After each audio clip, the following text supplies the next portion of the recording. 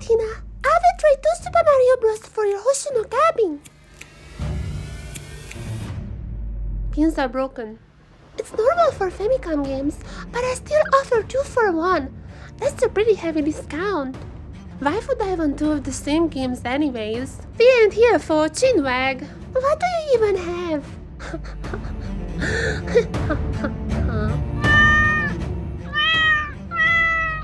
One Kirby?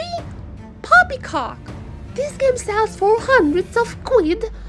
What a gobby lad. Why was your Wii game worth more than my Hoshino Kabi? Literally, the most technologically revolutionary game on the Famicom.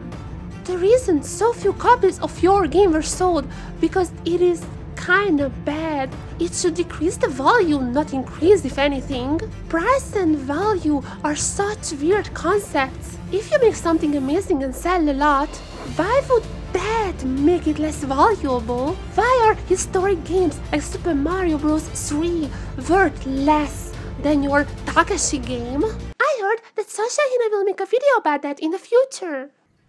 So, the value of things is an interesting topic. And oh, of course I could talk about new releases, the $70 price tag, why Nintendo games barely ever on sale, etc, etc. But in this video, as you can see in the title, and somehow made it through the intro, thinking you're in the wrong place, I want to talk about the used space where price and value just gets even weirder. And jumping right into what's on everyone's mind, yes, I got a PSVR for 520 yen, which is about $4. And even with the 1260 yen shipping, altogether this whole thing was less than $15. So how did I do it? And more importantly, can you do it? I'm sorry, I'm gonna say the most mainstream and most boring answer. I don't know. Obviously, anything about the used market involves some amount of risk, especially when you're hunting for the best deal possible, and they can appear and disappear in just a matter of days. So rather giving you exact methods, I just want to share how I did it, my process. First step, some context about the auction site I use, Yahoo Auctions. Every site is gonna have their own quirks, but what I like to do on Yahoo is search for junk items, either just junk or dosamikakunin, which means operation unconfirmed. These junk items on Yahoo usually just mean they are not tested, maybe there is no way for the seller to test them, so they are putting them up a lot of times for a 1 yen starting price. And now, here is the first step, something to be cautious of. If someone is trying to sell you a phone and say it's untested, that just probably means it's not working and trying to sell you a non-working model. It's very easy to test if a phone is working, so this doesn't really hold up well. Now, with the PSVR though, and especially the one that I bought, the seller wasn't even sure of the exact model and clarified in the description that they didn't know anyone who would know what it was. It's very common in Japan to just get or inherit random boxes of stuff. Sometimes those are uploaded as well for dirt cheap too. It could be non-tech savvy friends or family members trying to clean up the house, or maybe someone was moving and left behind their stuffs. A lot of times they don't want to just throw these stuffs out into the trash and uploading them for 1 yen auctions. It's good for the seller because they can get some money if someone wants those items. It's good for the buyer because they can get stuffs that others didn't want. And it's obviously good for the environment because less trash. It's a win-win-win. But this is not without risk though, I can't emphasize it enough. During one of the rare occasions when I stream on twitch.tv/sunshinehina, I was opening up and cleaning a bulk of Famicom games when something unexpected happened, as it was Donkey Kong's turn. That was just an entirely different game in the cartridge. You can definitely see it has been tempered, but why would anyone take a Machan game and just put it in a Donkey Kong box? I don't understand. So it's not like I never had any problems, it's totally a possibility. You just have to consider the risks and how good of a deal is that. With all these junk items, it's very important to always spend as much as you can lose. And back to my PSVR for $4, I was absolutely fine with the risks of this VR device. So I jumped on the deal with a little trick, and I have to admit this may not be the most ethical trick, but always bid in the last 10 minutes. if there are other bidders, this is not a lot of time for them to check their notifications. Maybe they're doing something else, so you have more chance that no one is gonna see it. I am a horrible person. A horrible person with the PSVR in my hand a week later. This is gonna be the first time I'm opening this up. As I said before, in the listing there was like no indication if it's working or not. It was just untested. So this is gonna be the first time I'm like seeing if it's working. But don't be too surprised, since if it's not working, you're not gonna see this video. And if you're watching, that means it was working. Okay guys, this is the first version, obviously not the second one. I'm not sure if you can see this, but like the lens seems fine. So at least it seems like the lenses are not cracked. This is gonna be the main box here. I mean, it has like some little like used marks and like this little foam thing. And we have the camera here. Use this like some different type of connection. So that's why I also got this little thing. It's like a accessory, should be free, but like mine didn't arrive in time, so I just bought one. It has like a stand or something. What else is in here?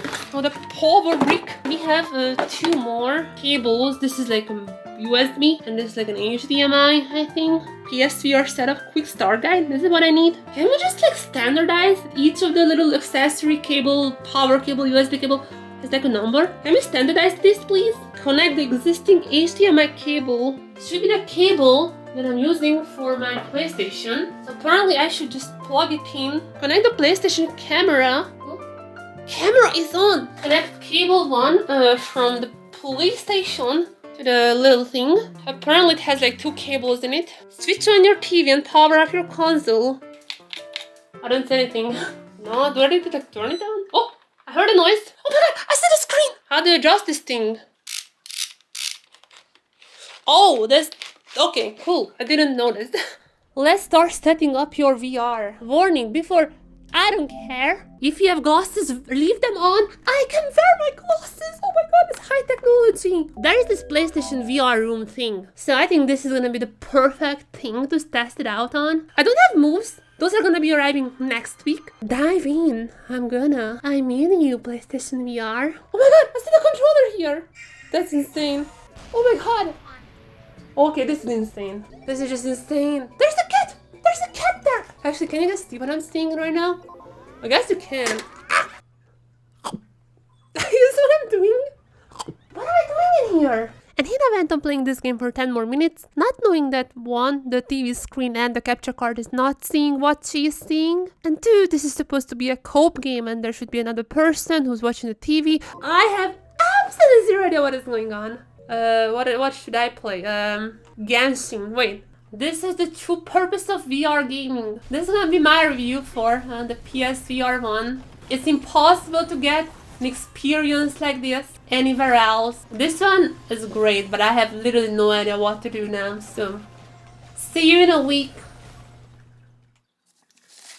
And finally the Move controllers arrived as well. And these are also sold kind of as like a junk items. Not sure if the battery is working. So I've been charging them for a while. I think it's time to test them out. I just wanted to wait for these because I think these are a very important part of the whole VR experience. For the last week while I was waiting for the Move controllers, I tried to get used to the VR. I have to say, it takes time. First, when I jumped into some like racing game, I thought I'm gonna puke. There you go, that's me. Oh my god! It lit up! I think that's working. Who's using the controller? That's me. Your room is too bright. I'm sorry. Okay, calibrated. Very poggers. Super VR. Okay. Wow. Oh my god. Okay. Alright, guys. Alright. Wow, this is actually kind of cool. Oh. I have a gun. Oh my god. I can punch them. Damn it. Rock, paper, scissors.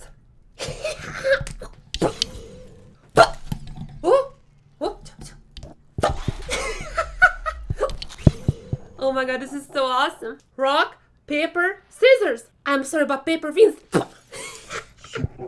What are they gonna tell me? Hey. Move your body?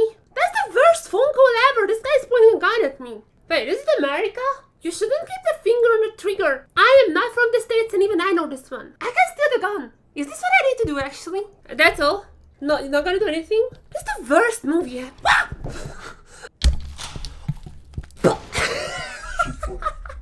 That's great content, guys. That's amazing, amazing.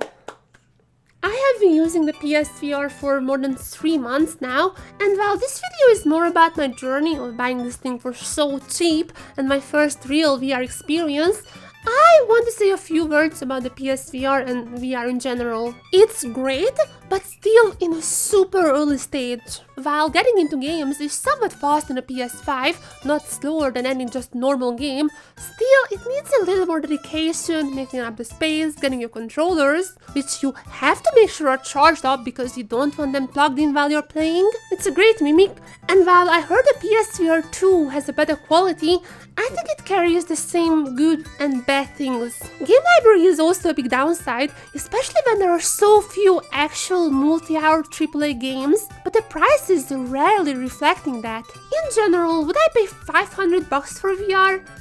Hell no! No way in hell, never! But my case is unique, and while it can take time to find a deal like this, it's definitely not impossible. Literally in my latest video, I showed a similarly 1 yen auction SNES. So keep an eye on these deals, and if you can snatch some cool console or headset for just a few yen, it's definitely worth the risk.